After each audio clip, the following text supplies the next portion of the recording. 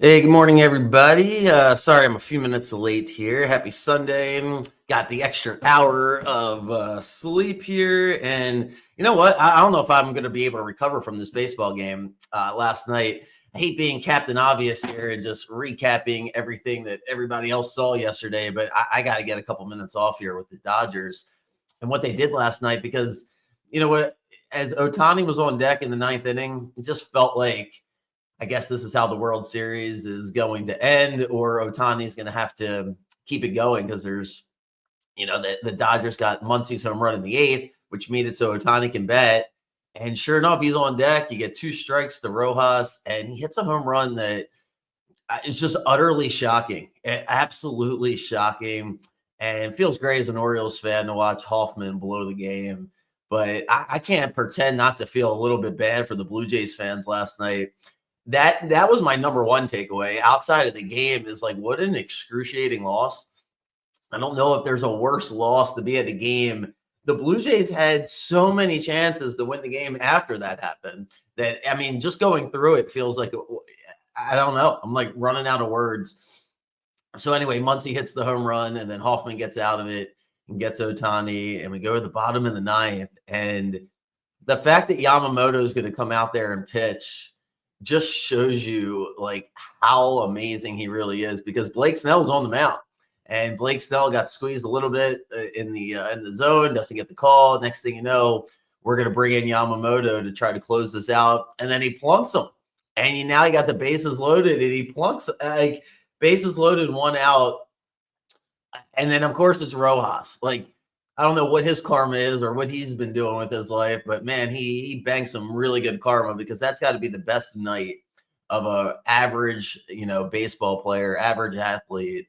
It's like you'll never forget that. That was unbelievable. So he makes the backhanded play, and then when you watch the replay, the catcher's freaking foot comes up. Will Smith's foot comes up, and it's like just by an inch he gets it back down before the Blue Jays can before the runner comes home. It's just crazy. And then Pages, who was great this season, loses his spot, hasn't been playing, can't hit lately.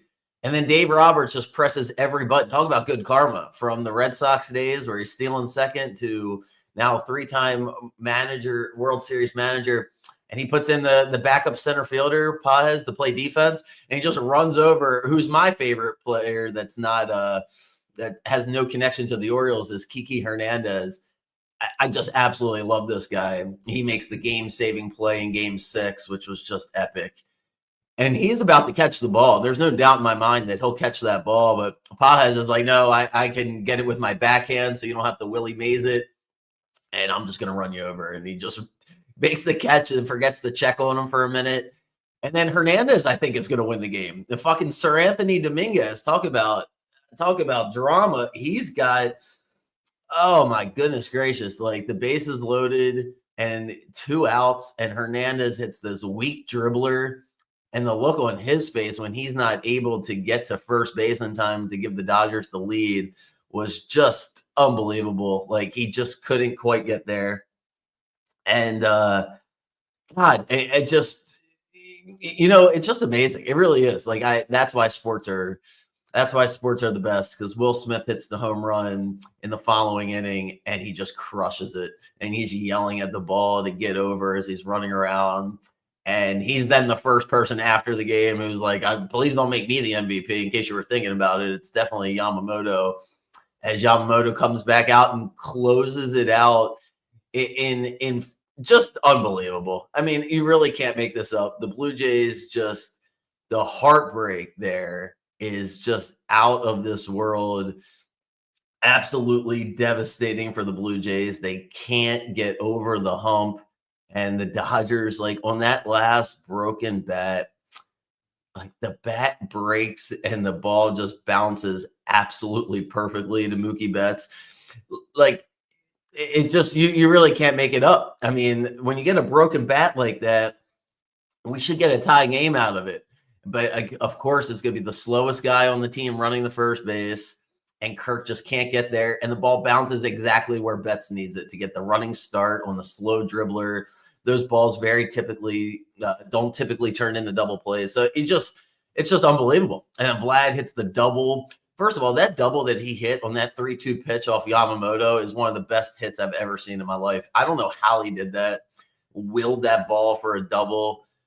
Just an unbelievable game. Unbelievable game. I guess that's the best debate as a sports fan today is, would you rather be an Orioles fan or a Blue Jays fan? Because I don't know if I could handle that. Like, especially if you weren't alive for the back-to-back World Series, if you're a Blue Jays fan, I don't know. I really don't know how you come back from that. They put their pitching staff together with a bunch of old guys. Scherzer was great yesterday, and they get the 3-run homer off Ohtani, and they just can't win. So Dodgers win. All right, I could talk for another 6 hours about it. Let's talk football here. Unless you guys want me to talk about Wembyama, because I could do that too. Or the Bulls. Just wow. NBA's off and running. But yeah, let's lock in today because I love the slate. I feel like, what are we? It's the first football in November as the Ravens beat the Dolphins on October 30th. You start to figure out who can play and who can't play. Is this the week where some teams separate? I'm not sure. It's only 7 or 8 games into it. But nonetheless, there's some games this week where you feel like it's a gut check time. And the most intriguing thing about today is the trade deadline's on Tuesday. So depending on what happens this afternoon, we'll see a whole bunch of trades happening tomorrow and then Tuesday. Ravens already got rid of Jair Alexander, which is somewhat irrelevant. Maybe we can talk about why we signed him to begin with, but he wasn't playing, and the Eagles need help. So their Ravens send out Jair. So a lot of these games, especially that Chiefs-Bills game, which I'll get to in a minute, depending on that outcome, are they going to try to make a move? Lots of things can happen today, and I do love the board. So I'm going to start with the games that I don't love, and here we go. So Bears are playing the Bengals. If you have an opinion on this one, if you know what's going to happen, man, God bless you on this one, because what are the Bengals doing? The Bengals are supposed to have their season saved. They beat the Steelers. They get the extra day or extra 3 days, and then they're just beating the crap out of the Jets until they blow the game in the fourth quarter. Jets come back and beat them, and now they have to kind of put it all back together, and they're home again against the Bears. But the Bears are just a disaster. Like the Bears, they should have beat the Ravens last week. You can't just get 6 points when you go down the field on both of those drives. Now they're going to play a terrible Bengals defense. Bengals are on the brink here of having to trade Hendrickson. I don't think they're going to trade Higgins, but I mean, this is not going very well for Cincinnati. So I don't want to take the Bengals, but I'm not taking the Bears. I'm not betting on Caleb Williams and the Bears, especially on the road. Maybe when they're home and the crowd is behind them and their defense is playing better, but their defense didn't look good. Huntley was able to move it against them. I'm just going to stay away from this game. I don't have a strong take on it.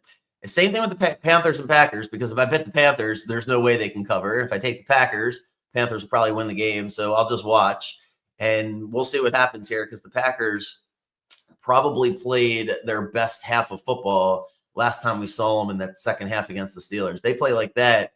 That's why the Packers ceiling is so high, because when they're clicking and they get the lead and then they unleash Parsons, and the defensive coordinator, Hartley, whatever his name is, Jeff something, he's doing a great job for the Packers.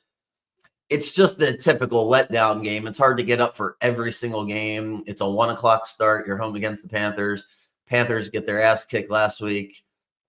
I don't know. I'll stay away from it. Still not sure about the Packers. I think I said last week, that leads right into this Viking-Lions game. I'm going to evaluate the Packers and Lions on that Thanksgiving Thursday. I've just seen too much volatility. And now the Lions, speaking of the Lions here, they're coming off their bye, and they're going to get the Vikings at home. And I don't know how you bet this one either, because I don't know what the read is on JJ McCarthy. I'm still a believer in him, but he has only played 8 quarters and 7 of them sucked. So not great. And, the Lions coming off a bye are just a problem. They're always a problem under Campbell off the bye. The Lions are so physical. It's good news for the Ravens, because when you play the Lions, you're really sore the following week, and the Ravens are going to play the Vikings next week. I imagine the Vikings players are a bit irritated and confused about what the hell's going on here, as Sam Darnold is lighting it up for the Seahawks. And they had Daniel Jones last year, who they let go. So Jones and Darnold both doing great. Carson Wentz looked like, I don't know if the Vikings coach, general manager, was trying to get Carson Wentz killed last week. That's the only explanation I have for why he's still in the game. I'm fading Carson Wentz at every chance I can get. But I do like J.J. McCarthy, but I'm not betting it. I'm just going to stay away from this game. And I guess I'm staying away from the 3 big spreads because there's no way I'm betting this Chargers-Titans game either. I can't find the value in betting on this game because the Chargers, they don't care about blowing them out. They don't care about running the score up.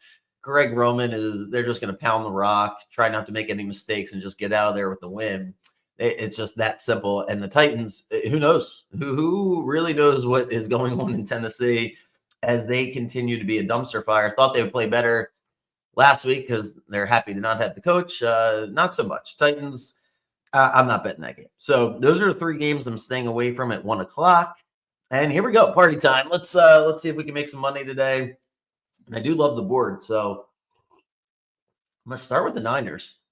I think this is it's not my favorite game, but it may as well be second or third. I love this game today. The Niners -2.5 at the Giants.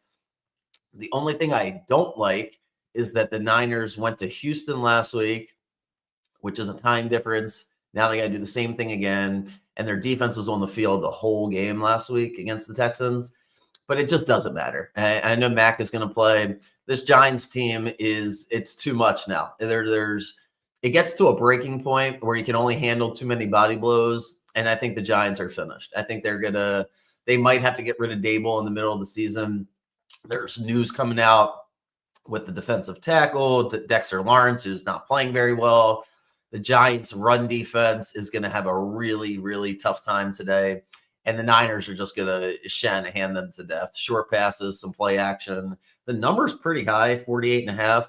But it wouldn't shock me if the Niners just put it on them. I could see the Giants quitting. Feels like they need a new GM, a new coach. And it's a relatively attractive job. Actually, not relatively. It's a very attractive job. They got a good front 4. You got the quarterback. And you got Neighbors, who's hurt. Scadaboo, who's hurt. But Tyron Tracy's not bad. They got a tight end they like. Wendell Robinson. The Giants are going to be a good team next year. It's not going to be this year. And the Niners have to win this game. They're going to have a tough schedule here to finish up. And it's just one of those games where in a competitive NFC West, they got to win this game. So I like the Niners. It's on the road, but I'm going to take them. I'm always like, got to fade the Falcons or don't bet the Falcons. But that's not – I'm throwing that out the window when they're getting 4.5 points against the Patriots. Like, I'm still not believing in this Patriots team. And the Falcons, I think, are going to play so much better today because – there's no Kirk Cousins. Like, I don't know how to say this nicely, but anybody besides Kirk Cousins is going to get the team excited. He was so bad last week that the Dolphins just, I don't know, it feels like it trickled over to the defense. They felt helpless. They felt like they couldn't do anything on offense, and then the Dolphins kicked their ass. I just think this is a close game, so I'm going to take the 4.5 points. I'm not going to say I love it, but I do like it enough that I'm going to bet on it. I like the Falcons plus the 4.5. This one's probably contrarian based on the numbers, but it's just a gut feel. It's November football, and I think the Steelers-Colts game goes under today. It's 50.5. I don't know how much more humiliation the Steelers defense can handle. I think they're just going to play better today. I really don't have any rhyme or reason for it based on the way they have been playing. They're just, the way the Packers went up and down the field on them, same thing with the Bengals. But we're getting the Colts out of the dome. They haven't been playing a lot of good teams, and something tells me the pass rush is going to get home today for the Steelers. So I'm going to go under because I don't think the Steelers are going to try to throw the ball all the way down the field. They're going to try ball control and Rodgers with short passes. So I got under 50.5 in the Colts and the Steelers. And then my favorite game at 1 o'clock is the Texans. I've been on the Texans all year. I'm always on Stroud. I love Stroud. Even when we have games where he looks like, is he a starting quarterback in the NFL? I've never wavered on him, and this is the perfect spot for the Texans. They're getting the Broncos at home. They're only favored by 1.5 because all the metrics are going to point to the Broncos. Broncos beat the crap out of the Cowboys. It's just a great letdown spot here for Denver. And the matchup-wise, I think the Texans are probably the worst team the Broncos can face in the AFC because the Texans' defense is so good. And what the Broncos rely on is Bo Nix making some, let's call them off-script plays, getting out of the pocket, running around. You're not doing that against this Texans team. This Texans defense, I said before the year, I also said the Ravens defense, but I thought the Texans defense was the best in the NFL. I think DeMeco Ryans is the best NFL head coach. That's a defensive head coach. Maybe McDonald wants to argue about that, but I love DeMeco Ryans. I think he's great. And I love the Texans today. I think it's a good spot for him. Mine's a 1.5. They feel like they're in a must-win situation, whereas Denver has to kind of talk themselves into it's a must-win. They get the Chiefs next week, I believe the Broncos do. So I think it's a letdown spot. Traveling, I'm going to go with Houston. And then I have an opinion on all three of the 4 o'clock games. We got 2 little appetizers before the Chiefs and the Bills, but I'm going to go over Jags Raiders, 43.5. Both teams coming off bye, and the Jags just, oh boy, they got their ass handed to them, 35-7 in London against the Rams. They had a long time to think about it. I think we're going to get some big plays. Liam Cohen, the head coach for the Jaguars, in the lab, cooking some things up against a Raiders team that leaves a lot to be desired. This Raiders team is just not very good. 43.5 feels like a small number because the Jags haven't been able to score the past couple of weeks. The Seahawks shut them down. But you go from the Seahawks defense and the Rams defense to the Raiders defense, it's going to feel good for Trevor Lawrence. I'm going to go over because I won't bet the Jags to win -3. That's just not happening. And then the big spread that I am going to bite on is the Rams, because the Rams are coming off a bye. So I think we're going to get, a great performance out of them. I don't think they're just going to show up. I think the Rams lost. I mean, they should be undefeated. They lost 2 games that they really, the Niners game, especially on Thursday night, was a tough one to swallow. But I mean, the Eagles game, they really won that game. They outplayed the Eagles the entire time. Then they get the blocked field goal. So I think they're just going to kick the Saints' ass. The Saints are probably going to make 3 or 4 trades here tomorrow and Tuesday. They couldn't win those early games. The Saints tried to be relevant. They tried their best, but they couldn't win those early games. And now it feels like the wheels are falling off. Tyler Shucks, the quarterback today. Good luck. This Rams front 4 is fantastic. Shula, I believe, is the defensive coordinator over there for the Rams. He's been doing a great job. I'll just give the 14. I really don't do that often, but I'm going to do that today. And I'm going to take the Bills. I'll buy the 0.5 point, and I'll take the Bills. It's the regular season. They're getting 3. The main reason I like the Bills today against the Chiefs would be when James Cook has the ball, Patrick Mahomes doesn't have the ball. And I believe the Bills are just going to keep the Chiefs off the field. I think the Chiefs have been improving. Their front 4 has been doing a better job. Their secondary, when the Chiefs have the lead and they know you have to pass the ball, yeah, I'm all about Spags and that Chiefs defense. But I think you're going to get an attitude game from the Bills. And James Cook is just absolutely rolling right now. And, the Bills destroyed the Panthers last week. I was on that game. I just felt like the Bills got a little, it happens. It's a long season. They didn't get up for a couple games. That Falcons game was humiliating for them. The big injury bug in this is Ed Oliver, the star defensive tackle for the Bills, is done most likely for the season. But here's the thing. Pacheco's not going to play for the Chiefs today. And the Chiefs run game without Pacheco is just not good. I think that's when we're going to look back on this Chiefs team at the end of the year and wonder if they missed the boat by not adding another running back in there. They got Elijah Mitchell and Kareem Hunt. I don't think it's going to be enough. I think the Bills are going to be extra hyped. And I'm definitely not taking the Chiefs. If you want to stay away from it, obviously I get it. It's 2.5 right now. I'll buy the 0.5 point to take Buffalo. I think the Bills are going to win this game. I don't know what it really means long term. Probably nothing. The Chargers and the Broncos and the Colts, they're all relevant here for home field advantage and matchups. So it's not like this one's going to dictate home field advantage. But I would say the Chiefs cannot get the 1 seed unless they win tonight, right? There's no way they can make up all that ground, especially if they're going to lose the tiebreakers. And the Chiefs have a tough schedule. Like these next 4 games, it's a little tricky for Kansas City. They better win today. They get the Broncos, and then they get the Colts. Then they got to play the Cowboys. So it's not – and the Cowboys game's Thanksgiving. It's not impossible that they lose 3 in a row here heading into Thanksgiving. Most likely not, but could they lose 2 out of 3 starting with this game? Yeah. And the way they beat the Commanders last week, I felt like was more the Commanders' fault. Just going forward on 4th down every play, especially in the first half, drives me insane. So the Chiefs beat the crap out of the Commanders, but I don't know. If you watch the game, I thought Washington beat themselves in a lot of ways. And then that's the final game tonight. I'll have picks out later tonight. See if we can end it, the night on a winning streak. But Jaden Daniels is playing, and that's why the spread's going back down. It's a 3-point spread. The Seahawks are still favored at Washington. Feels like a must-win for Washington here. They're going to be desperate. Bobby Wagner plays against his old team, the middle linebacker for Washington. No Terry McLaurin, Darnold on the road. Yeah, Seahawks play better on the road under McDonald, so it should be a great game tonight. Excited to watch it. And yeah, that's gonna be it for me. Good luck on the games today. And then yeah, we'll talk trades and everything over the next couple of days. So yeah, if you have any questions, feel free to shoot me a message. I'm here, and good luck, good luck, good luck. See you guys tomorrow.